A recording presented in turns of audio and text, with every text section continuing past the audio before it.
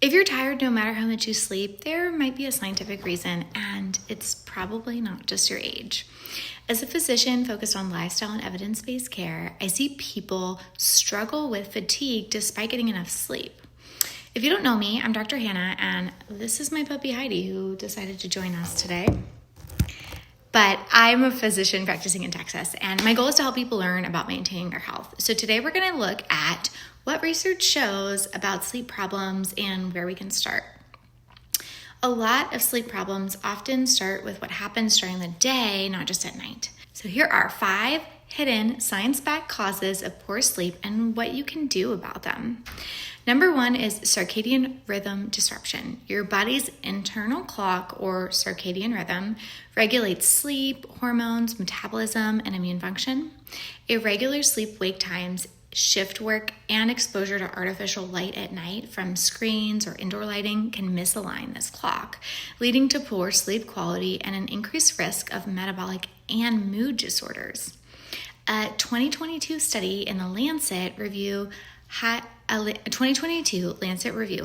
that insufficient morning light and excessive evening light weaken circadian amplitude, contributing to cardiometabolic and inflammatory diseases. So what you hear on TikTok about cutting off the lights at night and getting sunlight in the morning, there's a lot of evidence behind it. Chronic circadian misalignment, meaning your body's internal clock and your actual daily schedule are out of sync for a long time. This actually increases inflammatory markers and disrupts cortisol rhythms, as shown in controlled laboratory studies. And all the studies that I talk about today will be linked in the notes. Or you can go to my long-form YouTube video and find them there. The American Thoracic Society emphasizes that circadian misalignment impairs glucose control, cardiovascular health, and immune function. A practical fix for this is to keep a consistent sleep-wake schedule, so going to bed at the same time every night and waking up at the same time within about 30 minutes or so. Getting bright light exposure within the first hour of waking up, and limiting artificial light, including screen use, about 2 hours before bed.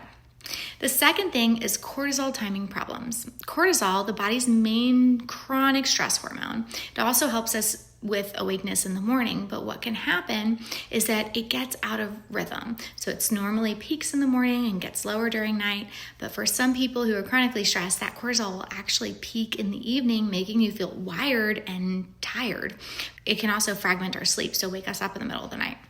Systemic reviews show that sleep quality increases HPA axis reactivity, meaning your body's stress system is more revved up, and sleep cortisol predicts shorter, less efficient sleep. A practical fix to this is to use stress management techniques like relaxation, mindfulness, regular routines, and avoid stimulating activities before bed to help reset cortisol rhythms.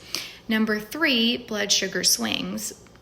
Sleep and glucose metabolism are tightly linked. High-carb dinners or late-night snacking can cause blood sugar spikes and drops, which may trigger nighttime awakenings and worsen sleep quality. The American Diabetes Association and meta-analyses confirm that both short and long sleep durations, as well as poor sleep quality, are associated with impaired glucose metabolism and increased risk of type 2 diabetes.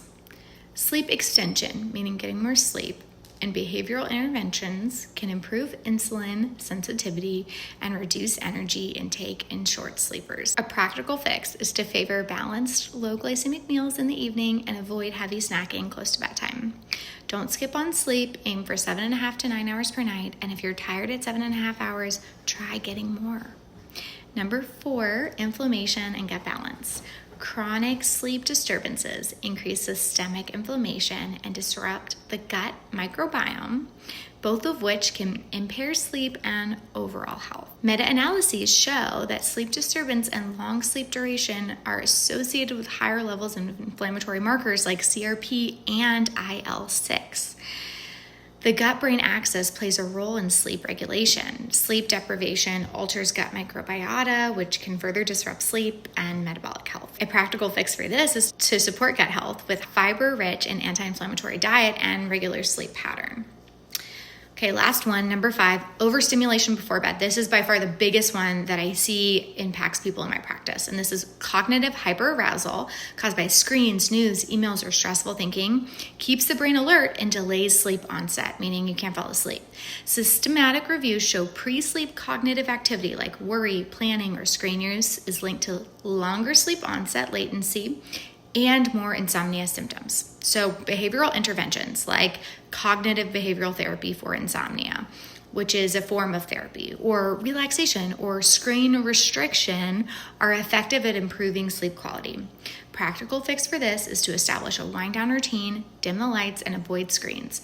Use relaxation techniques about 30 to 60 minutes before bed. The big takeaway here is to find something to do an hour before bed that is not scrolling. That is the biggest thing. When people address 1 or even 2 of the hidden causes that we've gone over today, they can see real improvements in their sleep and energy. If you have found something useful here, please like and subscribe and leave a comment to tell us what you think the biggest factor is impacting you and your sleep.